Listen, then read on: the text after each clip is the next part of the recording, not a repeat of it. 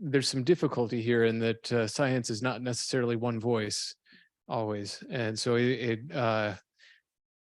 finding a topic that you could do this on where the science is so clear that there really isn't any wiggle room, I think would be key first off.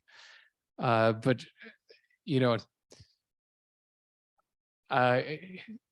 so there's been a lot done along these lines within the field of nutrition and looking at diet and people's attitudes towards diet and its effectiveness and so on.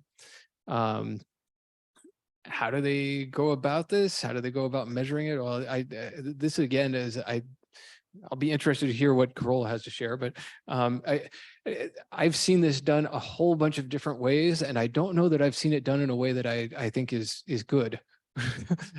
Maybe good is a little too strong. Right.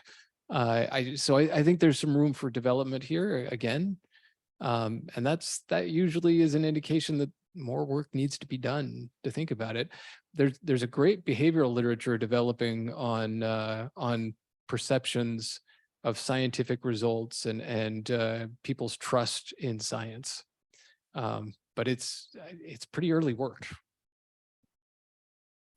So I don't know if this paper will be helpful, and I can send you the reference too, but there's this paper in Nature, Human Behavior. And when I saw it, I was like, why has none of us written this paper? It is titled Extreme Opponents of Genetically Modified Foods Know the Least, but Think They Know the Most. First author is Fernbach.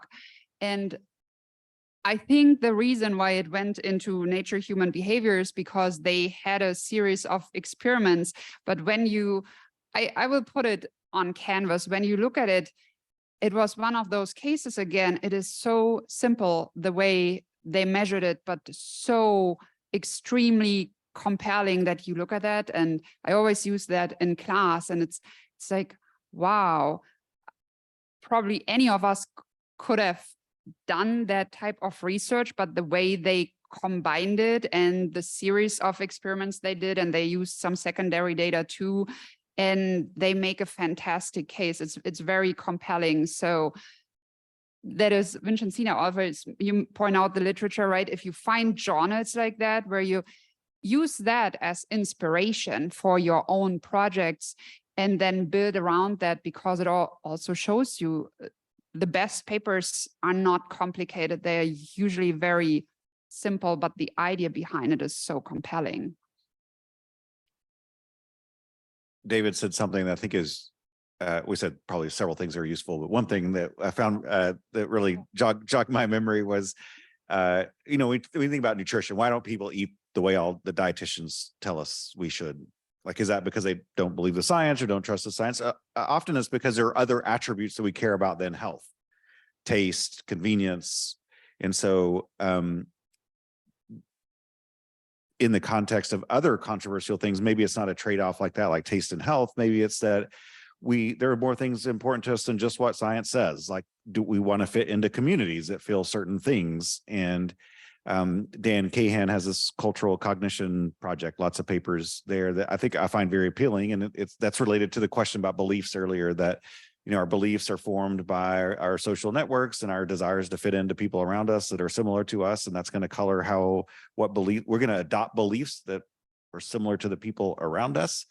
And sometimes those can be in conflict with science. So the point is, they're like, we're making trade-offs individually all the time, cognitively or not, which can sometimes appear as like we're not acting like science would say, even though I agree with David, there's not always like a single monolith of what science says. There's often a lot of nuance there, but you know, the main story I think of the Kahan literature is